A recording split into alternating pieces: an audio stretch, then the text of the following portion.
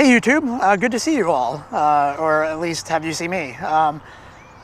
This is a little bit of a impromptu video, although I've wanted to record it for a couple weeks now, but it was raining furiously here and the clouds have finally parted here in late January, and it's like 70 something degrees right now, which is pretty awesome. I need to start like worrying about my skin out on these weekday walks. But I wanted to talk a little bit about some things I've been going through and a lesson I've kind of learned through them. The past 10 months or so have been interesting to me. My wife got breast cancer, as some of you know, and had a mastectomy. Her brother, 2 days before, had told her that he got cancer, and he passed at Thanksgiving. My wife is fine. She had her surgery a while ago and is on the mend still, but cancer-free. Work actually has been quite interesting with DreamWorks being sold to Universal, Jeffrey Katzenberg leaving. As some of you know, I'm supervisor there. I just celebrated my 20th anniversary, and never has a year looked quite as uncertain as this next one for me at work. We're yet to be seen what takes shape and how DreamWorks manifests going forward. I'm hopeful. I'm taking them at their word, but uncertainty is never a good feeling. It actually reminded me of when I entered the industry 20 years ago at the age of 22, or 20, I guess 22. When I was starting at a studio that had all proprietary tools coming out of school, not knowing Unix, and starting on an operating system and with a host of tools that I didn't know. And man, anxiety hit me like a truck. And the way I overcame that anxiety was I dug in and decided that I would make myself indispensable and learn everything I could within the next 6 months of starting. I printed out all of the manuals to all of their tools they'd been using for a decade.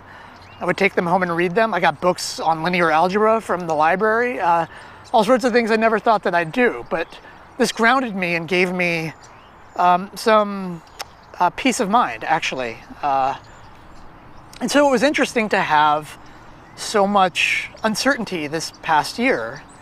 And then you have the elections, right? Am I right? And so to have so much uncertainty thrown my way and to have to figure out, well, how do my thoughts apply to this? I haven't had uncertainty in a fair while, at least that I knew about. Things weren't in jeopardy.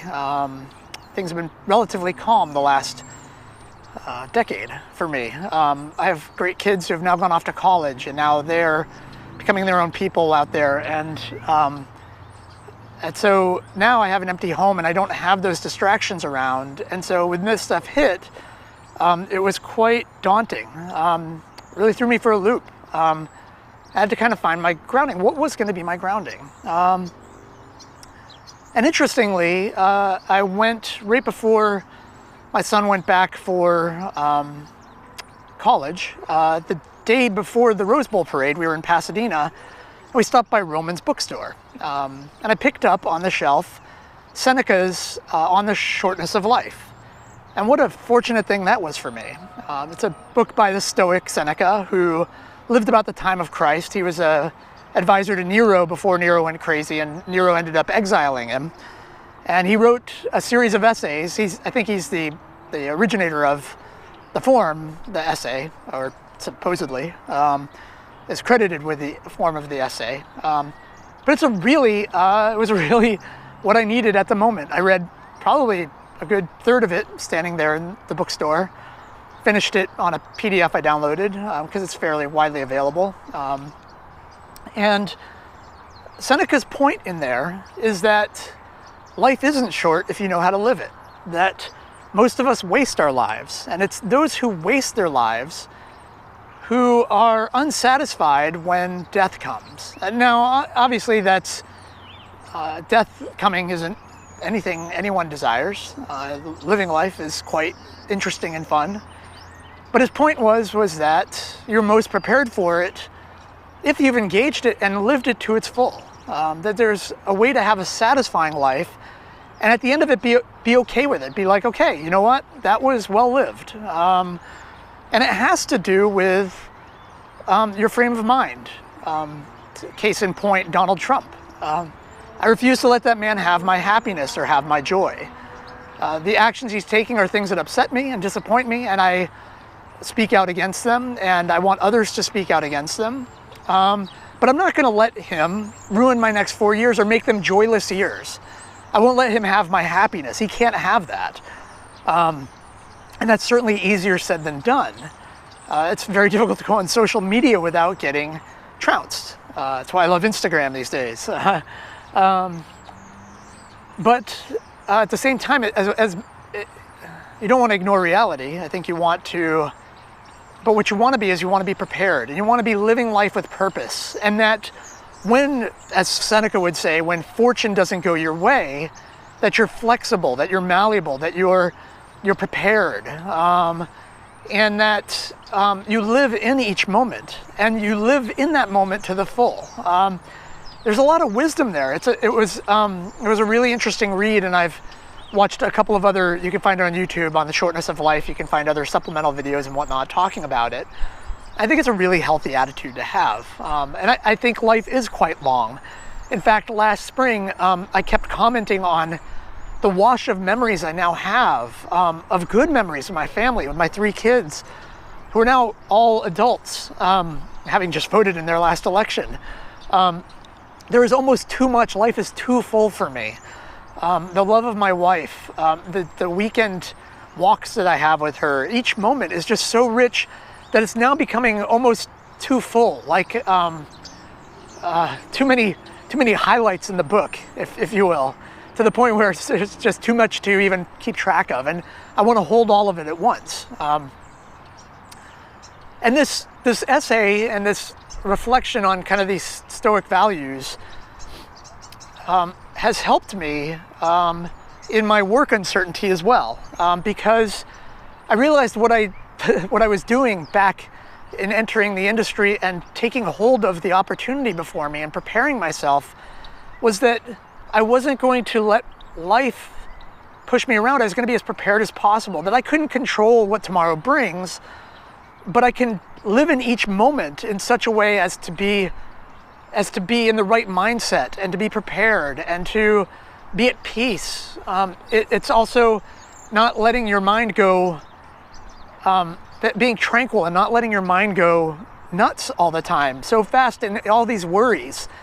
Finding time to meditate. Actually, what I took up at the New Year was I reinvested myself in my health, which is why I don't have quite as much time recording and making videos. As much as I want to do that, I'm trying to find balances and invest myself in things that will enrich my life, and richen my life, and give me confidence and build me up. And part of that is being responsible about my own health, getting out to walk, eating right, taking 15 to 20 minutes to meditate in the morning, to just clear my mind of distractions, just to have a quiet moment, to work out and take pride in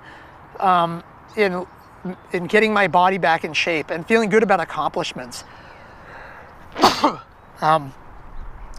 And so I'm going to do more of these impromptu videos, and hopefully I'll get better at speaking towards the camera like this. I've always found them problematic and difficult, but maybe that's good.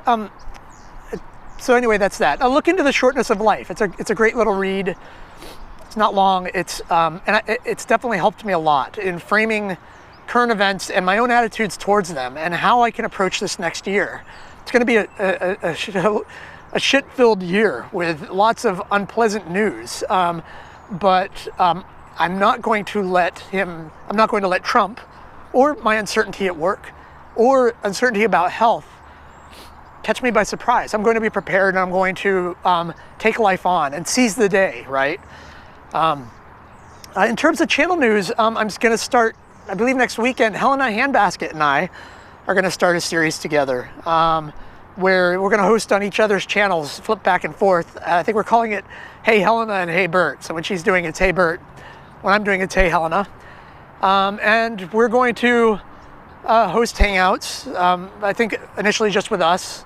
It was mainly a way to find someone who was engaged and wanted to do the reading and tackle materials. We tend to think about the same things, and have a dialogue that brings some edification to the community, to the G+ community, to YouTube, to Facebook, but as well, it's a selfish pleasure of mine to have a conversation with someone who I really enjoy, who pokes my mind, who challenges me, and to do it in such a way that we can prepare, knowing the other one's getting prepared, and then just come together and have conversations. And on this next one, we're going to discuss John Searle and Saul Kripke's differing views on Wittgenstein and on belief skepticism and what that implies, or the consequence to theories of mind and dualism. It's a lot to tackle. It's a lot of complex stuff.